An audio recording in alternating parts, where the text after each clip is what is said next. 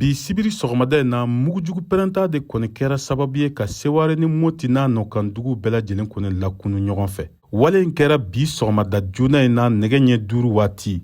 Dangarawale tigilamaw olu kɔni kun kɛnbɛ ka bolimafɛn 2 n'o ye mobiliw ye ka olu fa mugujugu pɛrɛntaw la.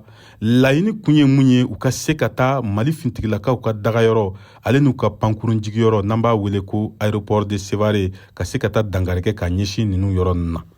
Nga u ka laɲini o ma se ka sabati baw u kɔni dontɔ Seware kin mun n'an b'a wele ko Sarema Mali ka drone n'o ye pankuru ye u kɔni wulila ka na ni mugujugu pɛrɛnta ninnu ka na olu bɛɛ lajɛlen kɔni tiɲɛ. Mugujugu ninnu kɔni cilen kɔfɛ Mali fintigilakaw ale ni dangarawale tigilamaw ye waati jan kɛ ka mugu ci ɲɔgɔn na.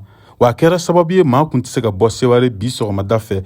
Tiɲɛniw na sira fɛ an b'aw ladɔnniya k'a fɔ ni mugu pɛrɛnta ninnu ma se ka se nin yɔrɔ kofɔlen 2 ninnu ma n'o ye Mali fintigilakaw ka dagayɔrɔ ale ni pankurun jigiyɔrɔ ye. Baw maa caman ka fɔla dangarawale tigilamaw ka laɲini kun ye de ni mugu pɛrɛnta in ka se ka pɛrɛn Seware aéroport kɔnɔna na ka dangarikɛ Mali pankurun na. A kɔni cira yɔrɔ min na a tiɲɛni nɔ kɔni o barika bonyana Sarema donda la baw n'i y'a jateminɛ maa minnu kɔni n'u y'u ka sigiyɔrɔ bila lakanabaliya kama ka n'u sigi Seware dugu kɔnɔna na olu kun dagalen bɛ yen yɔrɔ in na kosɛbɛ.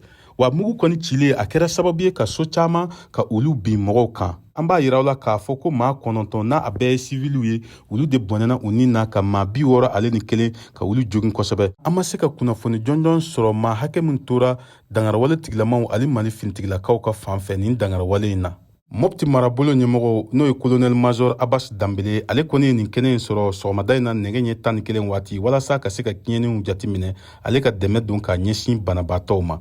Hakilina jiginna nin t'a siɲɛ fɔlɔ ye nin dangarawale sugu ka kɛ Seware dugu kɔnɔna na. Tijani Wederawogo VOA Banbara tɔgɔ la ka bɔ Bajangara marabolo kɔnɔna na.